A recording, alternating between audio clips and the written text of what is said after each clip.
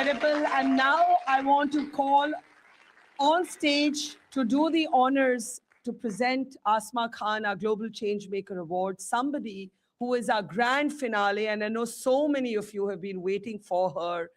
She is so talented and so comfortable in her own skin and so brilliant. Please put your hands together for the amazing Shefali Shah. Let's show her some love. Thank you. Finally. May I please have the award for Asma on stage? Shefali, can I ask you to do the honors, please? And if you haven't eaten at Asma's restaurant, you need to go there right now. Okay. Asma, would you want to say anything to Shefali? Whenever anyone has asked me to make a story on my life, I've always said I want Shefali to play the role. Because because you get it. Every role you play, you're from the East and you're from the West. And I am more from the East than from the West, but I think you're fabulous and you're so inspiring. Thank you so much. Thank you. Thank you. Thank you. Thank you. Thank you. Thank you. Thank you. Thank you. Come, Shefali. And now it's okay. It's okay. This is a finale worth waiting for. And Shefali, sorry, I know we've kept you waiting a bit. So can we please welcome her and tell her how excited we are to have you with us.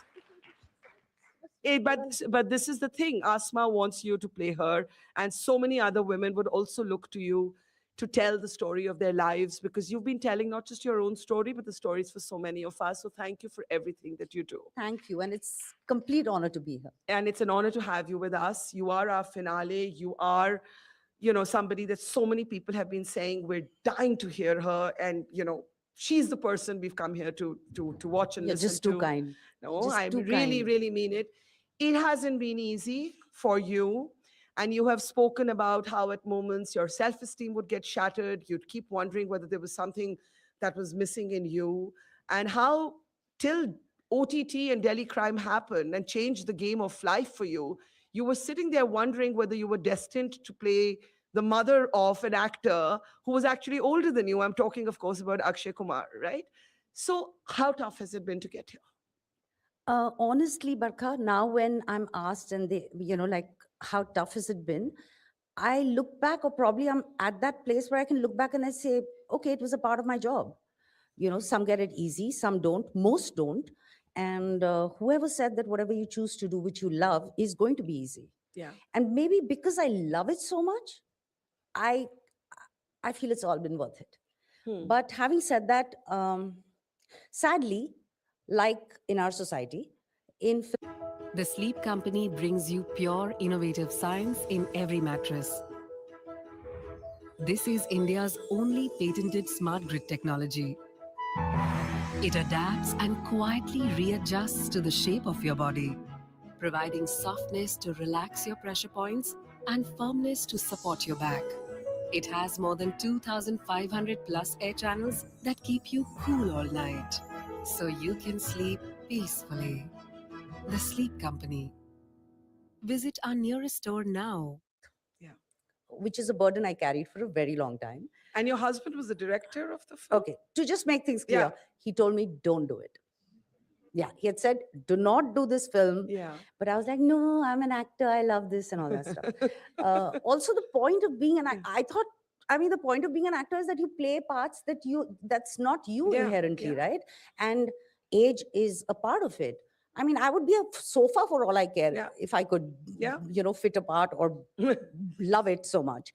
But so that is exactly what, it was really very simple. I said, I'm an actor. I have to play something that I'm not. Great. And I loved the play that I had seen. I wanted to work with two of my favorite men, Mr. Bachchan and Vipul.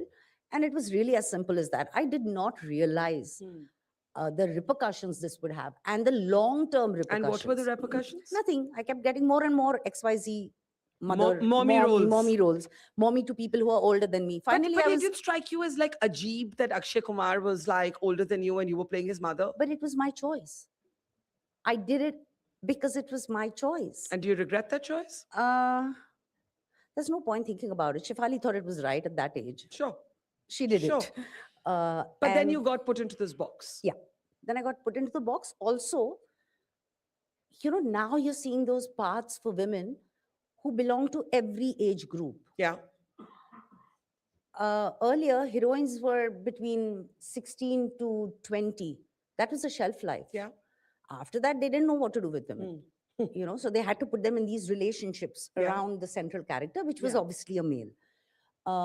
So that was kind of, I didn't have an option but to accept it. Because the alternative would be no work. Would be no work. And I was like, acha, haan, theek hai, ho gaya. Also, I move on pretty fast. In terms of, acha, haan, ye ho gaya. Also, I feel ki, kitna ek pakad ke roge yaar. Zindagi bhar thodi na, you'll keep cribbing about one thing that happened. And that's exactly how I moved on. I chose the parts I wanted to do. That's why there was very little work. Because every part that comes to you isn't something that's going to be like, oh my God, I have to do this. Yeah. I went into a real low because I was like, the first thought was, obviously, I'm not that good enough. And that's why I'm not getting these parts. But I also realized that there weren't stories being told about women who were our age. You just had to be young, pretty, slim, and probably be able to deal with the cold and dance in a chiffon sari, which I was pretty ill-equipped to doing. So there was that long patch where I had nothing. And when you say you were low, like how bad was it? Very bad. I mean, imagine very bad. How would it play out for you in your life? So it's, it doesn't necessarily have to have a physical representation. No, I understand. That's why I'm asking. It's just about how you see yourself. How you see yourself. And I was like, okay, that's it. I probably picked the wrong field. And how am I even worth? What do I do? How is it even worth anything? I was hearing one of your podcasts and you said in a very casual throwaway way, and I wished so much for you that you didn't have to think or feel that.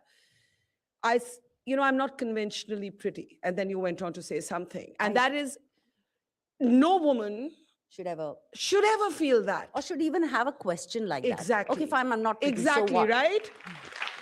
And we think you're brilliant and we love you, but it makes me sad that you went through that. Maybe if I wouldn't know when I woke up to just being easy and saying, yeah, okay, I'm not conventionally beautiful, so what can I do? I mean, this is it. Somebody wants to say something. Who did I hear saying something? Go to the mic, go to the mic, go to the mic. There's a mic there. My dear, go to the mic. Oh, you are stunning, and I've done a lot of hard work in getting ready today. Trust me. So for anyone who didn't hear what she said, she got up and she said, I think you're stunning to Shefali, and I second that. Yes. Thank you. Thank you so much. Thank you. I remember, sorry, I'm cutting you, but I remember when I was in this whole no work situation. And I remember I was sitting and having dinner with my boys. They're 23 and 24 now. And I was like, I don't, and they said, Mom, you could work every single day of your life if you chose to. Yeah. You would make money. You would be a popular person in your own space. Hey, those are my children. Yeah, they are. And, but you're the one who says no. And that's what got me thinking. And I said, yeah, because the kind of work I want to do won't come every day. So either I pick up whatever, or I wait, and I wait. And the waiting has been long. In fact, my career has been more about waiting than actually working. It's kind of a thing. So yeah, but I think OTT kind of really changed the game. Really changed the game. How do you feel about yourself today? Right now, I'm feeling very loved. That's good. That's what we want you to feel. I'm feeling very loved right now. That's how we want you to feel. But what did you learn from that journey that you went through of low self-esteem, of waiting, of thinking, evaluating your looks, your sense of self-worth? Now that you're on the other side of that journey, what would you want young women to know? And also you're a mother to two boys. What would you want them to know in how they treat and interact with women? I would be lying if I said that I'm completely on the other side. I'm You not. still have bad days Oh, of more than bad days, I have self-doubt all the time. like what? Like, just like when I walk into a room, I'm like, oh my God, people are judging me. For Or what? I don't know. Or I'm just not good enough. Or I've said this, I shouldn't have said this. Like there are these small things, Yeah. and they may have absolutely no logic, but well, at least I can own up to them. Yeah. And So I'm talk like, about yeah, them. okay, Yeah. this is who I am. Yeah. This is what I am. And maybe that's the vulnerability that helps me do what I do. Sure. So a lot of time, not most of the times, I'm referred to as a very strong woman, and I'm so grateful for that. But I think our strength is our vulnerability. 100%. And to be able to talk about it is strong. Yeah, and if I didn't feel so strongly, why would I want to do anything about it? The fact is, because I feel so deeply. And that's why I do what I do. I completely forgot the question you asked me. I was asking you about being a mom to two boys. Oh my God, it's Yeah. really difficult. Trust me, it's difficult. Trust me, it's very difficult. But you're a mom to two boys who also loves your work. And I've heard you say, listen, this is my workspace. I love it. I'll be there for you in a crisis. But if you have to arrange your own khana, wash your own clothes, and I'm not there, so be it. So it's taken me pretty long to get here. You went through the guilty mom syndrome? I didn't go through the guilty mom. I Then? was all out there laying myself on the floor. No, how can I not be there? Yeah. But today I went through that guilty mom syndrome. Why? Okay? I saw something for my older one, and I was like, oh my God, this is so appropriate for him. And I was like, what is appropriate for the younger one? Because now I need to buy two. Yeah. I can't take one, Yeah. Yeah. and that has nothing to do with him. It's completely to do with me. But the journey of being an unapologetic careerist, loving your work. when I had the boys, Yeah. I was very clear. I will have my babies and I will sit at home and I will raise them. I was very happy washing And why nappies. did you want to do that? Because I wanted to have babies. That is No, what I didn't say why did you want to have No, babies? no, Why I did you know. have to stop No, working? I know. What I'm Yeah. saying is that I wanted it so badly. I wanted to be a part of everything that happened. Hmm. And I do not regret it one bit. I would not change that ever, ever. Yeah, it did take a little to get out. And, Vipul was the one who, in fact, said that, please. And was he a hands-on dad? More than being a hands-on dad, he was just like, tum karo na. Hmm. If they don't eat one meal, they're not going to die. I'm sorry to put it as bluntly as that. But I remember a very, very senior pediatrician had told me this. Nahi kha raha hai, nahi khane do. No child has died of, Missing one meal. or chosen self-starvation, Yeah. So, yeah, but I was very there, completely there. And I would not change it. I would not. And I do not feel for a minute any kind of regret that, Arey yaar, I should have made the best of my career. And at that was point in then. time. And Yeah. now that you're so immersed in your work, how do you, is there pressure at home sometimes? Mom, you're not home enough? No, they're too old now for Yeah. that. Yeah. But so no. I mean, I think they'd be more than happy if I'm not at home. I'd be like, thank God she's not breathing down her neck. But I remember when I did Delhi Crime 1, and I was at the Sundance Film Festival, the first international film festival that I would have ever gone to. And, the first 2 episodes were going to screen, and it was just surreal for me. I still get goosebumps when I say this. And I'm sitting in the auditorium, and it's starting to go dark. And my son is incessantly calling me every time I cut him. Finally, I picked up and said, what happened? Who died? He was like, I want OTP. Are you serious, dude? So This OTP story, God. it is At a point of time, my name was saved as OTP in their phone. Or then my younger one changed it to, where are you? One was OTP, one was, where are you? They have a good sense of humor. Oh, they do. They do. And you obviously love your husband and your kids, but you're not necessarily a blind fan of the institution of marriage. I've heard you talk enough about, and I've followed you enough to know that you always make the point that everybody does, that it's hard work. And I think one point you said, listen, if you need love, just keep dogs. Even if you don't need love, keep dogs. That's love true. will just walk into your room. Trust me when I say this. Why are you a marriage skeptic? I'm not a marriage skeptic. I'm just saying that it's a lot of hard work. Like, for example, whoever thinks acting is a very easy job, it's not. It's not about looking pretty. It's not about the money that comes into your bank account. It's a lot of hard work. To be able to bear yourself naked every single day in front of people, it's not easy emotionally. I'm sure it's not easy either. But, so if you're not convinced about it completely, Don't do it. don't take up anything if you're not convinced about it, because nothing's going to come on a platter. And when you're, like I said earlier, I can go through what I do and I don't find a reason to complain about it because I love what I do. And the same goes for any kind of relationship or anything. Agar karna hai to dhang se karo, nahi to mat karo. Because it is a lot of hard work. And It's not just going to. What's the toughest thing about marriage? I think somewhere to start accepting that it's not just hearts in your eyes. It's way more than that. And that is what is going to last you the longest. Yeah. And initially you think, oh my God, he's not probably talking to me, or he's not bringing me flowers, or whatever that is. Now, if somebody tells me that, I'll be like, please wake up. Like, have a coffee, chill, breathe, sit down. You were married before, and that didn't go so swimmingly for you. And you have laughed about the fact that your mistakes have involved some psycho boyfriends. Yes. Psycho boyfriends? Is that the nicest? I think you should get my shrink on this chair. On the couch. Couch is for that only. Get him here. He'll be able to tell you everything about it. But was that just rites of passage, or do you think it was related to low self-esteem? No, I think it was because I had a very, very protected childhood. Very protected, to a point where my mom was my best friend, but to just be the only best friend you have isn't the greatest thing for any child. Sure. And now when I look back, once I became a parent, I realized they were doing the best they could. So, they were obviously very protective. I was the only child. They were both working parents, etc. I did not have friends. To put it brutally, I wasn't allowed to have friends. Really? Yeah. Because it was like, you'll have friends, then you'll want to go down and play, but we are going to work. There's no one to look after you. What if something goes wrong? So that's what I'm saying. Today, when I look back, I can understand where it came from. And more than that, they did the best they could. But I think that is what kind of I snapped. I snapped like a rubber band, and I just thought that I like to believe that people are good.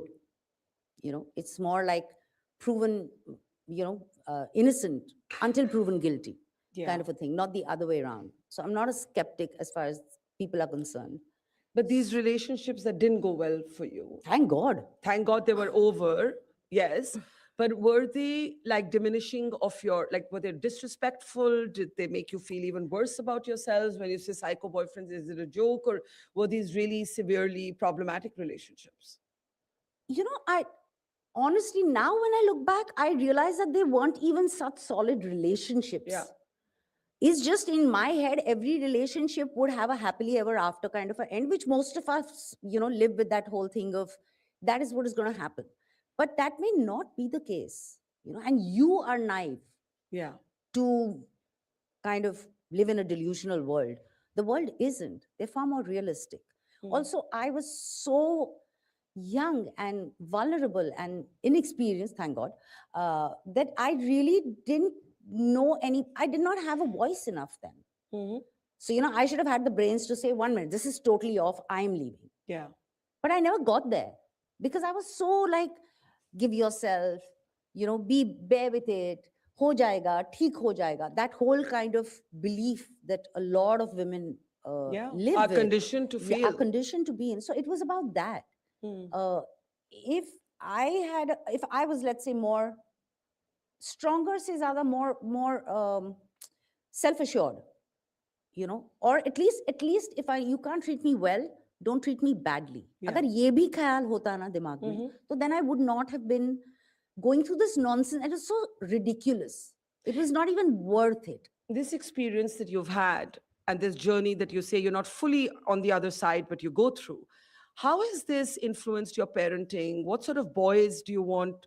What sort of men do you want your boys to grow into? So when I did Delhi Crime, and I'm sure I must have said it to you too, and which I believe in, that our daughters will be safe if our sons are raised right. Yeah. And thank you.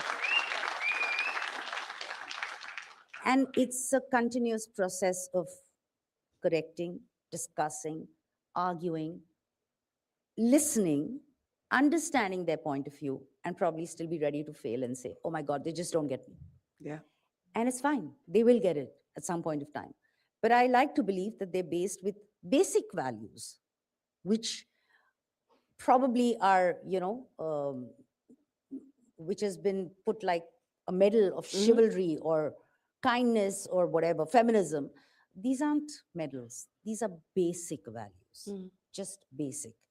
And, kids have a very limited capacity of listening, very limited. They lose interest. So I figured there's no point giving them gyan because they've switched off after the first sentence. Abhi kuch nahi samajh mein aa raha hai. So I said, let's find a simple way of doing this. So I just told them, you treat others the way you expect to be treated yourself, whether it's a man or a woman. That's it. And that's not that difficult to evaluate, right? Like if you're standing in the situation, you say, oh my God, I would hate it if somebody did this to me. You kind of stop right there. Yeah. And So that's basic and simple and lucid. Yeah. That's basic. Today I was thinking of how certain things are considered privilege, which are basic necessities. Like Respect, like kindness, like being treated at par or even above. Why not? Like if they did something and I don't shy away from appreciating, or I don't shy away from apologizing.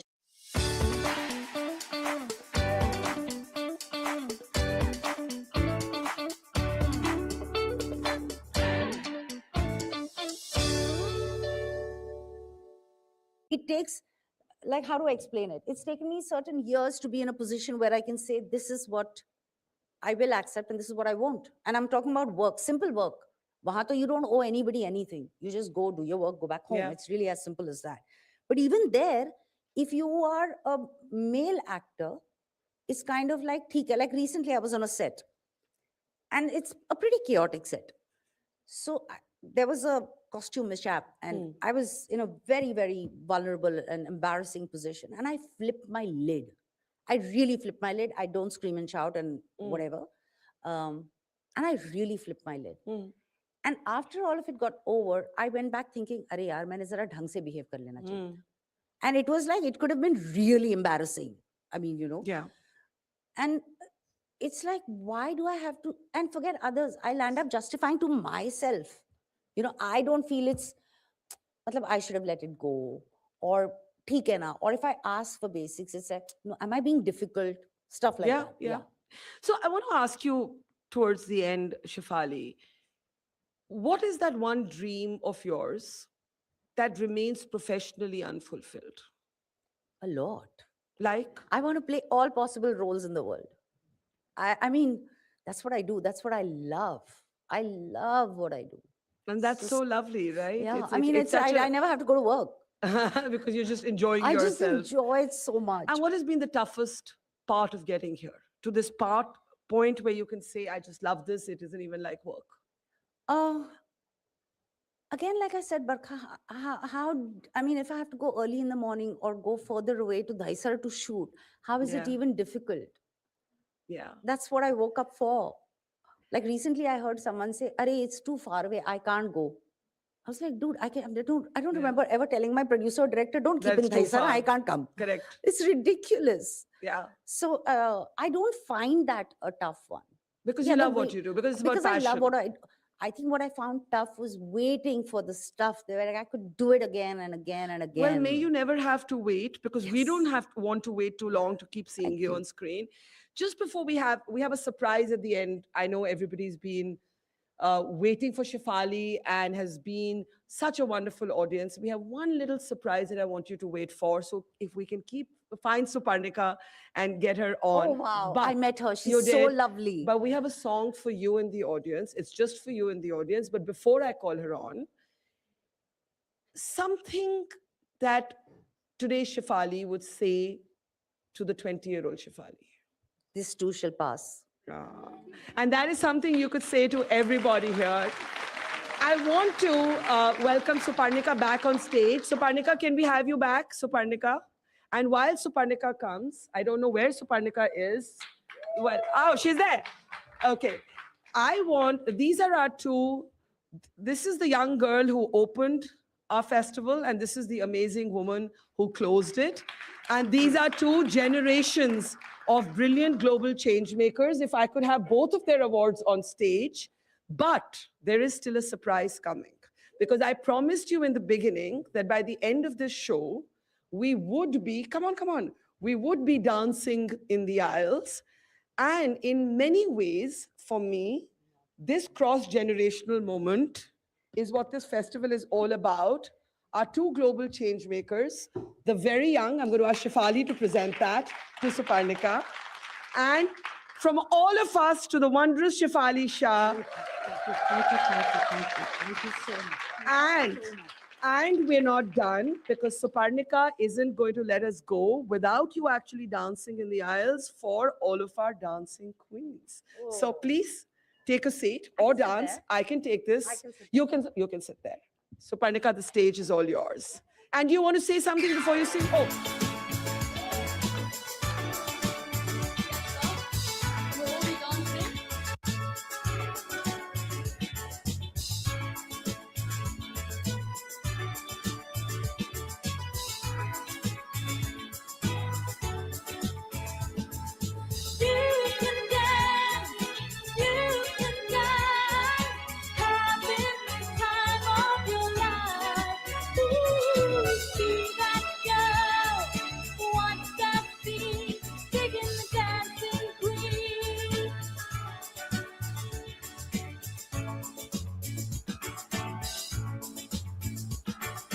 Friday night and the lights are low, looking out for a place to go,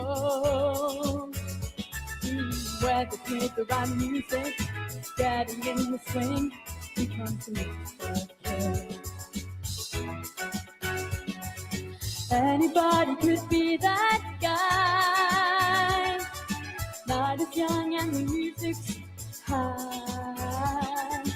With a bit of rock music, everything is fine. You're in the mood for peace.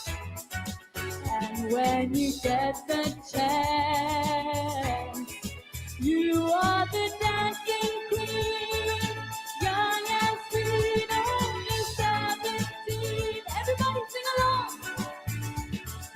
Dancing queen, feel the beat from the tambourine, oh yeah. You can dance,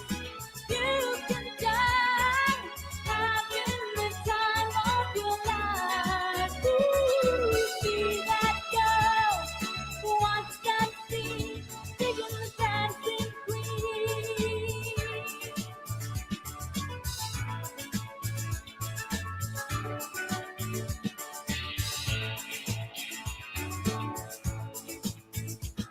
So it's easy, you turn them on, leave them burning and then you're gone. Looking out for another, anyone with you, you're in the mood for dance. And when you get the chance, you are the dancing queen, young and sweet, only 17. Dancing queen, feel the beat from the tambourine, oh yeah. You can dance, having the time of your life. Ooh, see that girl, what's that beat, digging the dancing queen.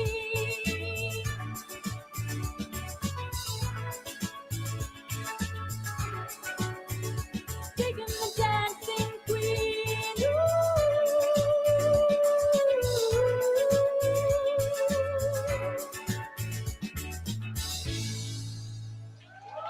Thank you.